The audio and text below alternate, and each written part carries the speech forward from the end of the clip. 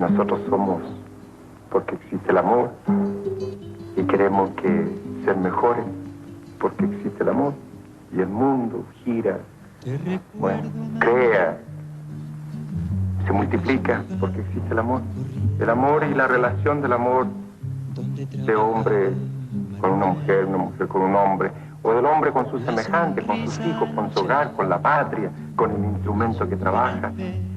Es vital, es la esencia de la razón de ser del hombre.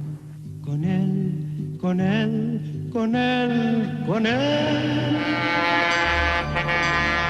En la comuna de San Miguel, a metros de la línea del tren al sur y muy cerca del cementerio metropolitano, aparecieron 6 cadáveres la madrugada del domingo 16 de septiembre del año 73. Estaban dispuestos en ordenada fila. Todos presentaban hematomas y múltiples heridas de bala que los deformaban. Pero eso no impidió que uno de los 6 cuerpos fuera reconocido de inmediato por los pobladores del lugar. Era el cantante Víctor Jara. En este pequeño poblado que se llama La Quiriquina y que está ubicado a 20 kilómetros de Chillán Viejo, nació hace 60 años Víctor Jara, el menor de 6 hijos de Amanda y Manuel, una lavandera y un humilde trabajador de los fundos de por aquí.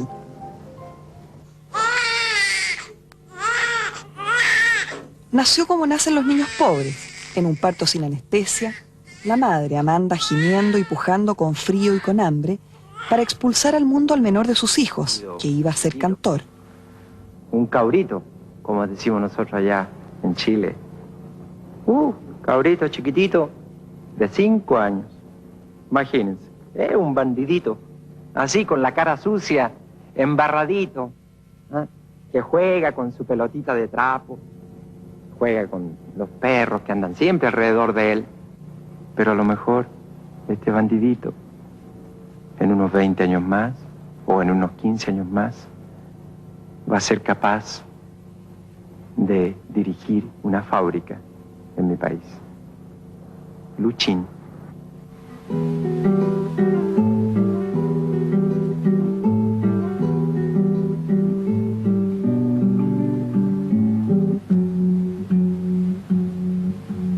Frágil como un volantín en los techos de barrancas,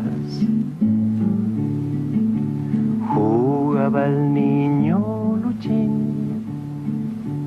con sus manitos moradas. El niño Víctor tuvo alma de músico, entre otras cosas por venirle en la sangre. Era hijo de una cantora, tocadora de guitarra, animadora de fiestas y velorios, lavandera de ropa ajena, fritanguera de sopaipillas, campesina de mente clara, creativa y despierta, que el propio Víctor recordó de esta manera.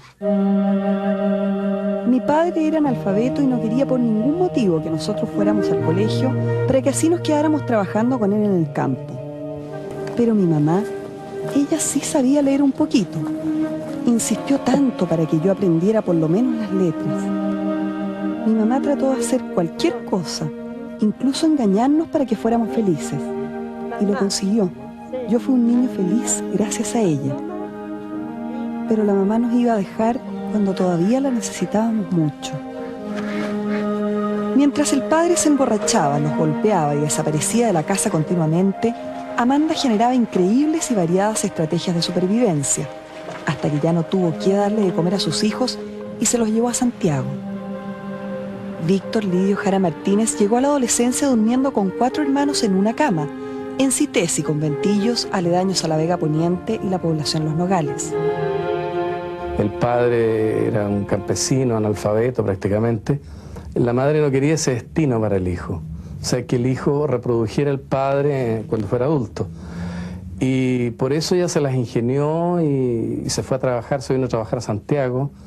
Y es ahí donde trabaja como, en el campo primero como lavandera para ayudar a la educación de los hijos.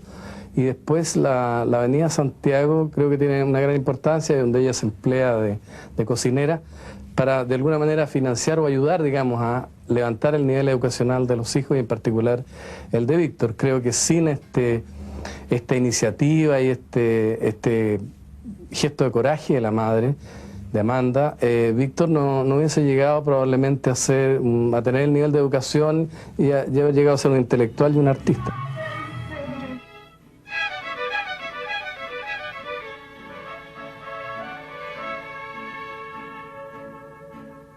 Lo quería mucho a su mamá y fue un golpe muy fuerte para él cuando murió así muy repentinamente de un infarto, ¿no? Yo creo que de sobretrabajo. A los 15 años, Víctor se quedó solo en el mundo, sin familia ni refugio.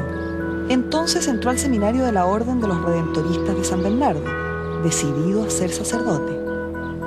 Recuerdo haberlo visto llegar al seminario en el año 1947. Y evidentemente que en el seminario se estudia mucho.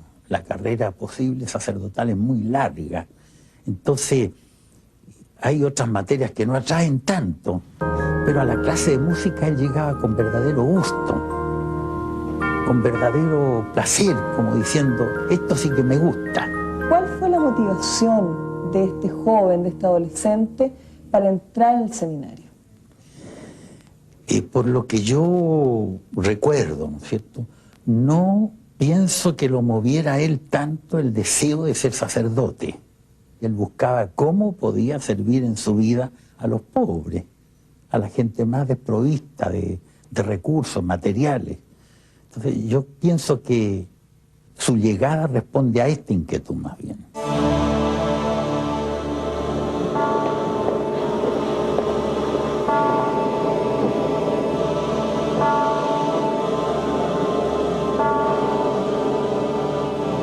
Estimulado por el canto gregoriano y el desarrollo intelectual que propiciaba el seminario, Víctor demoró 2 años en descubrir que no tenía vocación religiosa y pasó literalmente del convento al regimiento. Víctor acudió al llamado para hacer el servicio militar en 1952. Víctor Jara salió del servicio con el rango de sargento primero y una hoja de vida que lo certifica como un individuo de excelente conducta militar, muy trabajador, de buenas costumbres y con condiciones de mando. Conmigo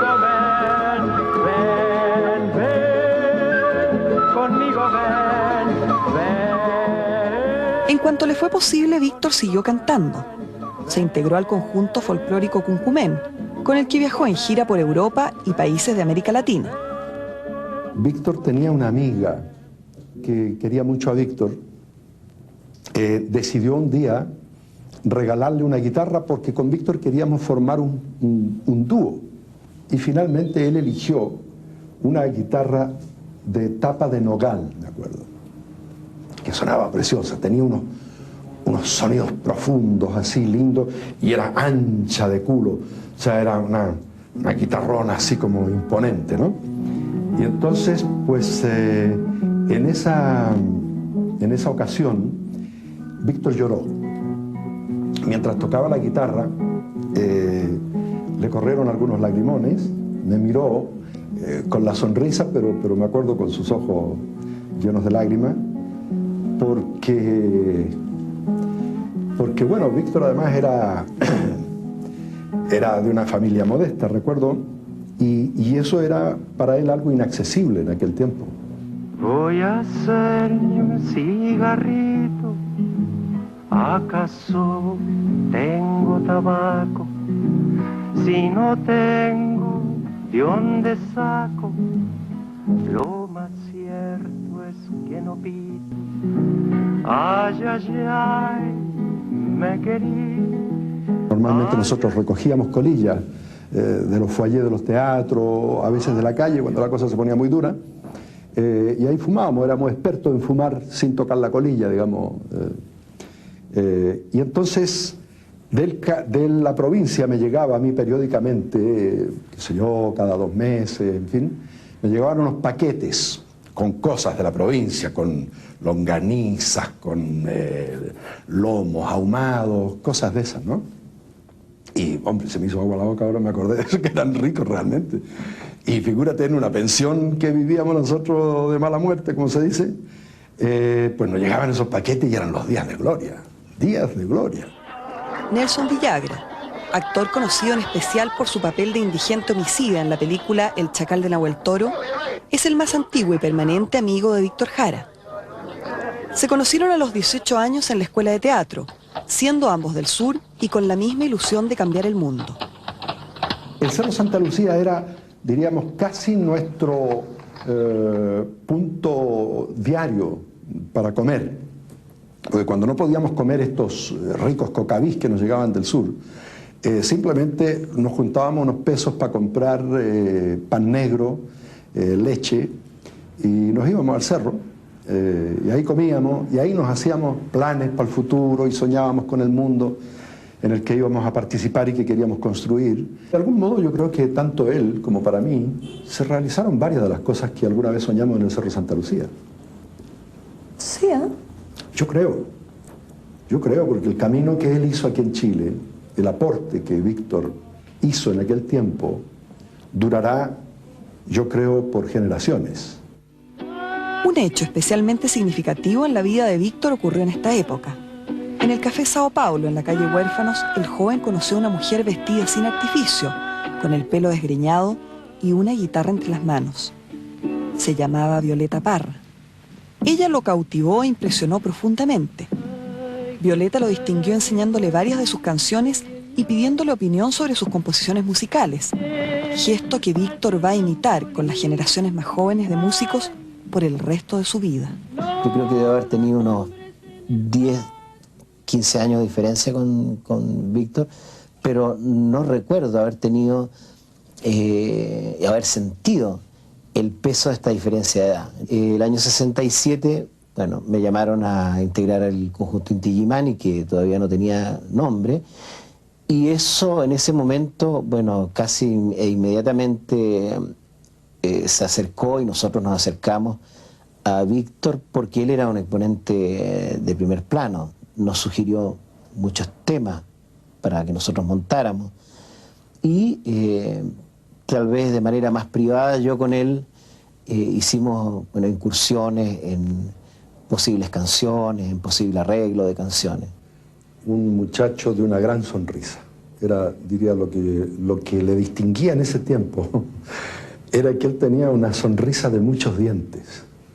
Bueno, sonriente, claro, pero al mismo tiempo reservado, ¿no?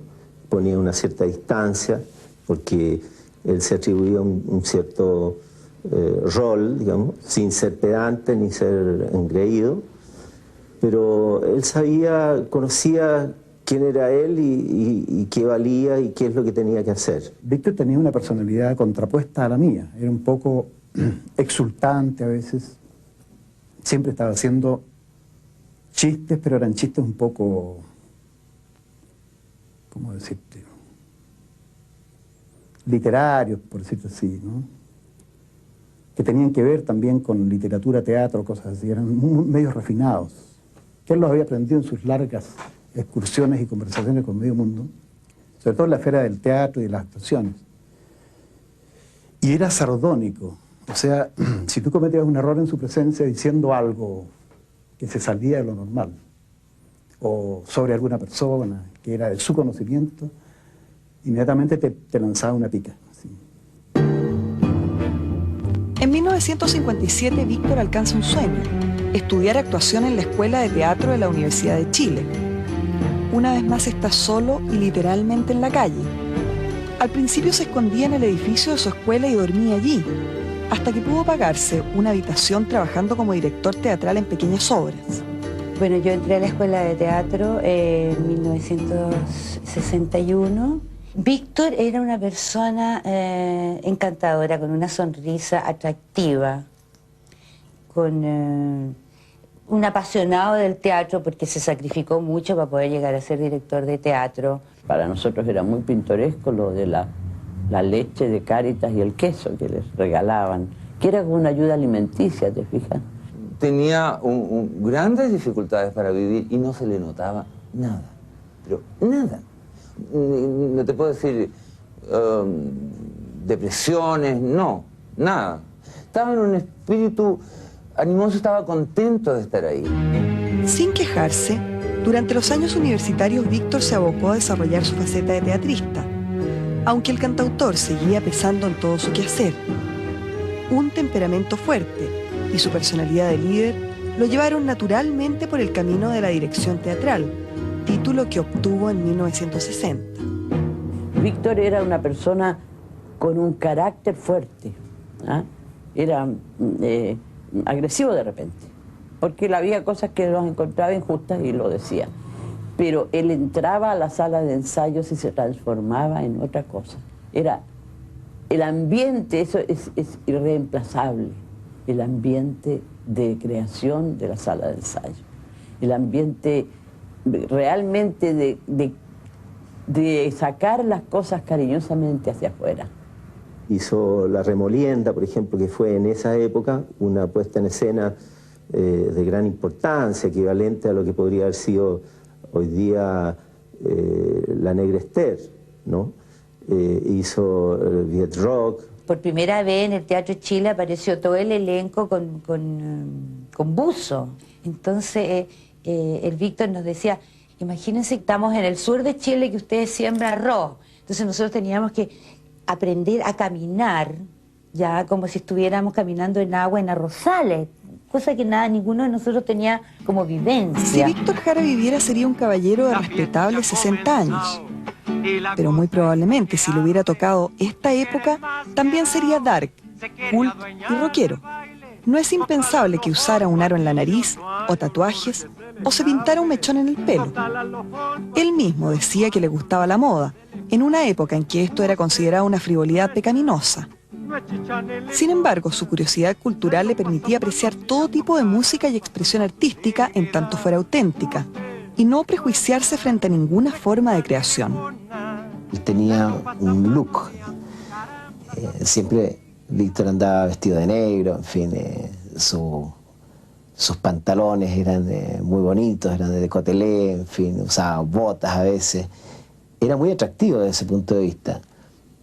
Tal vez porque era un hombre de teatro y porque el cómo ser y el cómo pararse en el escenario no era una preocupación secundaria. Se va a Londres a conseguir una beca y estudia el movimiento que hay en Inglaterra, de lo que sería el equivalente a la nueva canción chilena, donde están los Rolling, están los Beatles, están otros más. Estudia técnicas de lanzamiento, él tenía esa cosa, ¿no? esa curiosidad, esa inquietud por llevar las cosas a su extremo, de perfección o de agresión, así. Conociendo mucho de la música chilena y latinoamericana, no tenía prejuicios en cuanto a, por ejemplo, hacer canciones y trabajar con grupos más rock o pop de la época, como los Blobs, por ejemplo. Era tal el prejuicio que había en algunos sectores que por el hecho de nosotros usar guitarra eléctrica decían que éramos imperialistas por usar guitarra eléctrica. Entonces, en ese sentido, Víctor fue muy valiente y además era una persona muy abierta. O sea, Víctor era una persona que se notaba que estaba abierta a aprender, era una persona culta, ¿no? Y entonces él se acercó a este grupo extraño en realidad, o sea, porque además la música que nosotros estábamos en plena búsqueda. Así que lo que estábamos haciendo también no era muy sencillo, no era un plato fácil de tragar. Yo creo que había en él como una búsqueda, te fijas, una búsqueda de que el lenguaje, si íbamos a hacer un lenguaje chileno, que ese lenguaje fuera lo más amplio posible. Durante la década del 60, Víctor desarrolló en paralelo y muy intensamente sus vetas de compositor y cantante, director teatral, investigador del folclore e instrumentos indígenas, actor, dramaturgo y libretista. Por esos años, agitados y tumultuosos, conoció a una joven y hermosa bailarina inglesa que fue su profesora de expresión corporal en la escuela de teatro, Joan Turner. Empecé a conocerlo así cuando terminó mi primer matrimonio y Víctor empezó a acercarme a mí. Y justamente me tocó un muy mal momento en mi vida porque estaba literalmente colgándome, digamos, enfermo de la columna, ¿no? Y Víctor venía a visitarme, ¿no? Entonces me traía florcitas, preguntaba, me pedía libros prestados, libros de teatro. Entonces ahí empezó como una relación más íntima. Era multifacético. Le interesaba la música, la plástica, la actuación y el cine. También el maquillaje, la escenografía, la danza, la puesta en escena y el vestuario. Fue el primero en Chile en crear un look a los artistas, una forma novedosa de plantearse sobre el escenario. La idea que nos transmitía era esta: la palabra es un recurso escénico, la cara que pone es un recurso escénico, el recurso expresivo, ¿no es cierto? Cómo pones las manos, si las levantas o las bajas, cómo te pones en la escena, o sea, si te pones o sea, en el borde de la escena o te pones en el fondo, y cómo aparece, si apareces desde el lado, si apareces desde atrás, si caminas, si corres, ¿entiendes? Todas esas cosas son fundamentales en la relación con el espectador, y son lo que crea la magia. O sea, en el fondo es como asumir la magia, el lado mágico que tiene el estar delante del escenario. Víctor instauró un estilo entre nosotros. Y tú naciste tan lejos.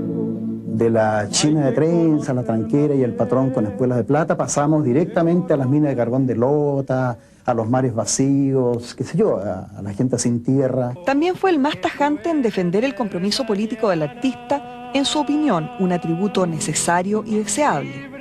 Se transformó en el más claro exponente, en el ideólogo, de un movimiento cultural que fue conocido como la nueva canción chilena. Él tenía la capacidad intelectual para racionalizar y para expresar en forma teórica o abstracta, digamos, lo que todos estaban haciendo, todo el grupo que componía el movimiento de la nueva canción chilena. Con Víctor, con Patricio Mans, con Los Parra, con Quilapayún, con el grupo Aparcoa, un sinnúmero de artistas, nos sentíamos todos muy hermanados. Danos tu fuerza y tu valor al combatir. Sopla como el viento la flor de la quebrada, limpia como el fuego el cañón de mi fusil. Levántate y mírate las manos para crecer, estréchala a tu hermano, juntos iremos unidos en la sangre. Ya en el año 1970, Víctor Jara era un cantor conocido y admirado por sus pares y por el público, y también en el exterior del país. Víctor Jara estaba en Londres, invitado por el Consejo Británico, cuando hizo una de sus más hermosas canciones, Te recuerdo Amanda, a cuyos protagonistas bautizó con los nombres de sus padres. Amanda, la calle mojada, corriendo a la fábrica donde trabajaba Manuel. La sonrisa ancha, la lluvia en el pelo, no importaba nada, ibas a encontrarte con él, con él, con él, con él, con él. Son 5 minutos, la vida es eterna en 5 minutos. Suena la sirena, de vuelta al trabajo, y tú caminando, lo iluminas todo, los 5 minutos.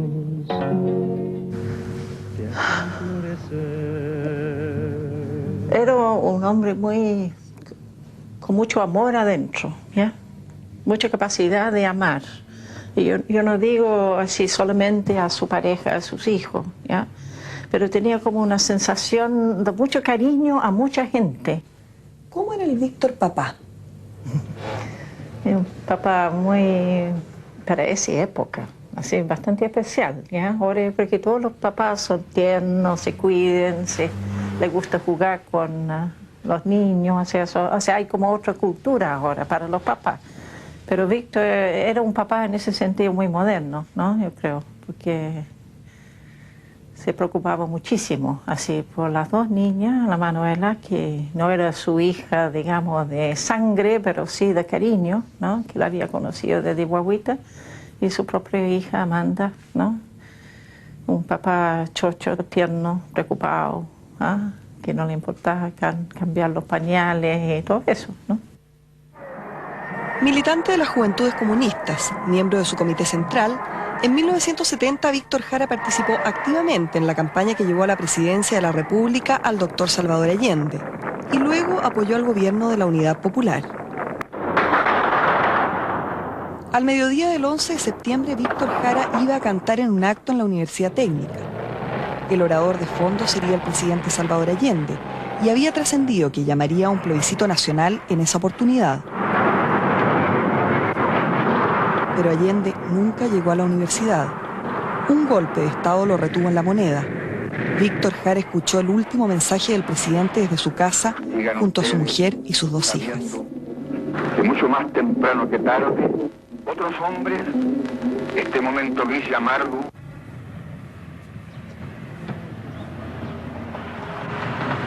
Víctor puso en el estanque de su Renoleta la última botella de benzina que había reservado para una emergencia como esta y partió a la Universidad Técnica.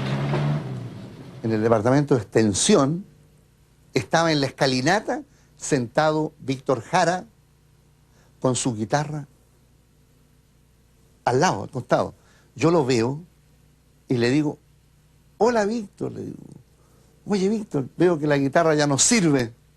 Era una broma bastante macabra que él la consideró así, me dijo, la guitarra siempre sirve. Yo no sé disparar. Sirve aunque sea para animar a los combatientes. Los testigos señalan que la Universidad Técnica fue sitiada por piquetes militares y tanquetas. Más de 500 personas, trabajadores de la Casa de Estudios, fueron apresados y formados en un patio donde permanecieron hasta el día siguiente. A mediodía del día 12 se hacen los traslados al Estadio Chile. En esta parte del relato se superpone la leyenda con la información objetiva. Muchos dicen que Víctor Jara tocó su guitarra con las manos destrozadas ante todos los prisioneros del estadio y que solo las balas lograron acallarlo. También se habla de que el cantante logró enviar la letra de una última canción hacia el exterior de su cárcel. Hay quienes lo recuerdan con las manos quebradas y sangrantes. También quienes dicen que cantó agónico. Los únicos que conocen la verdad son sus verdugos y quienes compartieron su suerte, pero lograron sobrevivir para contarlo. Víctor Jara fue uno de los pocos a los cuales no pusieron en las graderías, sino los trasladaron a lo que llamaban salas especiales, que eran salas de tortura. Me dejan a mí y a Víctor Jara en un camarín, había un banco así grande, nos sentamos ahí y al Litre Quiroga en el del lado. Entonces, bueno, ahí ya dijimos, esto aquí nos mata. Vi unas pilas de muertos del tamaño, qué sé yo, de 1 o 2 metros, en que estaban así como en parrilla, uno encima de otro. Y todavía se quejaban. Ahí había algunos que estaban al final con quejidos, con cosas. Entonces yo cuando paso por ahí también pensé, bueno, aquí yo voy a ingresar en ese grupo. En la noche del 12 para el 13 me cruzo en una escalinata con Víctor Jara. Y yo le digo, Víctor, Víctor, ¿cómo está? Y me extiende sus manos y me dice, mira mis manos, mira mis manos. No voy a poder volver a cantar. Y tenía un ojo bastante contusionado, casi medio cerrado, y otras marcas en la cara, que venían tanto de afuera como que se la hicieron también en el Estadio Chile. Y las manos de Víctor daban la sensación de ser un solo dedo, porque estaban todas con hematoma. Era una sola mancha, un hematoma, como si le hubieran puesto las manos en la mesa y se la hubieran golpeado. De repente hay una voz que dice, doctor, doctor. Y Víctor me dice, te están llamando. Y yo decía, ¿qué hago? Entonces me dice, Víctor, anda. Pero cuando yo lo dejé en el camarín solo, yo, en fin, se notaba que estaba como ya convencido que él lo mataban. Y me recuerdo su cara muy así como muy triste.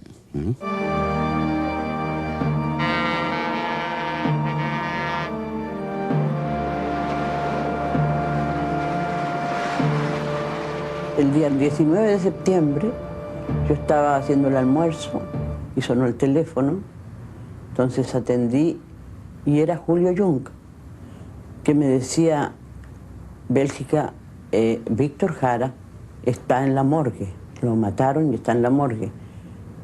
Entonces yo realmente no podía hacer, te fijas, uno dice, está equivocado, él no lo conoce bien. Me paré en la puerta de la morgue, ya cruzando el umbral, el enfermero me dice: ese que está ahí es Víctor Jara. ¿Cuál? El que está en la pieza. Dije: no, yo conozco a Víctor y no es Víctor. No, si es Víctor Jara.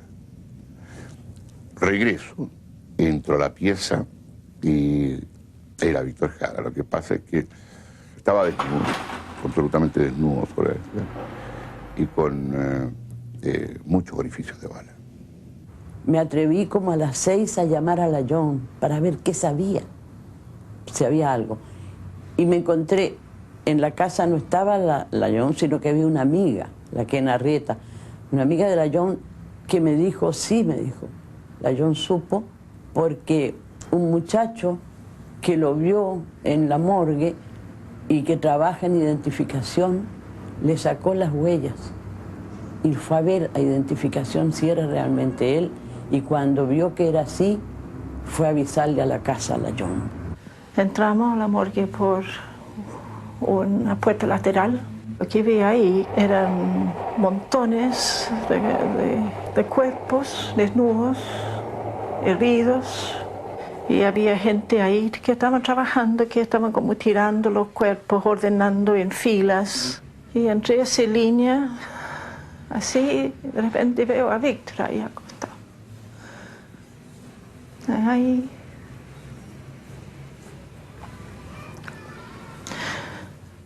Ahí tomé el peso de que lo habían matado violentamente.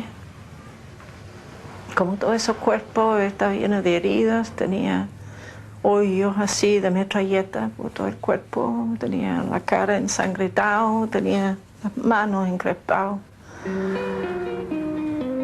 La Comisión Nacional de Verdad y Reconciliación estableció que Víctor Jara murió a consecuencia de 44 heridas de bala, y se formó la convicción de que el cantante fue ejecutado por agentes del Estado al margen de todo proceso, luego de ser interrogado y torturado. Hoy sus canciones se tocan en las micros, figuran en los textos escolares italianos, se analizan en Harvard y Oxford, se cantan en 30 idiomas, mientras en el cielo gira incansable el planetoide 2644 de nuestra galaxia, que se llama Víctor Jara. La vida es eterna en 5 minutos, suena la sirena, de vuelta al trabajo, y tú caminando, lo iluminas todo, los 5 minutos. Después del programa de Chilevisión, los 6 oficiales que al menos están en calidad de inculpados, autores o cómplices. Nalvia, Rosa, Mena, Alvarado. La justicia y el Estado chileno deben hacerse cargo y al menos procesar. Nuestra tarea y nuestra convocatoria en este 80 aniversario del natalicio de Víctor Jara es armar una campaña a nivel nacional y a nivel mundial por exigencia de justicia.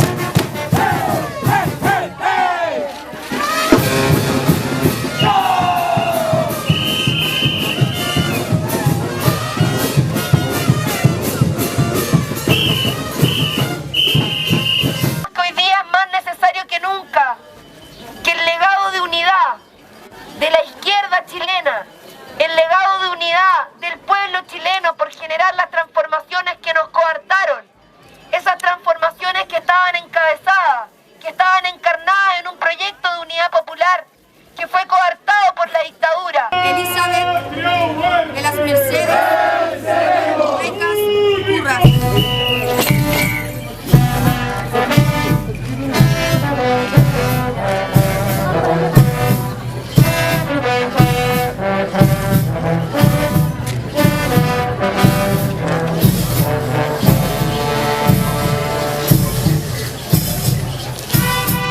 Y si hoy día Víctor estuviera vivo, estaría luchando incansablemente por terminar con la constitución pinochetista. Estaría luchando por terminar con esta educación que no es pública, que está privatizada, con la cual se lucra día a día, con un modelo de salud con el que también se lucra, y con este modelo neoliberal que fue impuesto, de la misma manera en que a nuestros compañeros se les impuso la muerte. No está con nosotros, pero está su obra, con su mensaje, está el ejemplo de su vida, entre tantas otras vidas que se dedicaron a esa lucha para crear una sociedad justa. Y si hoy día hacemos una campaña especial para justicia para Víctor, es como poder tener una punta de lanza para justicia para todas las víctimas. Hay que terminar con esta impunidad histórica que envenena nuestra sociedad. Pero al mismo tiempo, este es un momento, creo yo, de esperanza, con el movimiento de todos los jóvenes, de las organizaciones sociales que pueden comunicarse mucho más fácil ahora, que pueden evitar los medios de comunicación controlados. Yo creo que trabajemos juntos para conseguir, por fin, que todos los asesinos y los torturadores enfrentan la justicia. Eso quería decirles, queridos compañeros y compañeras.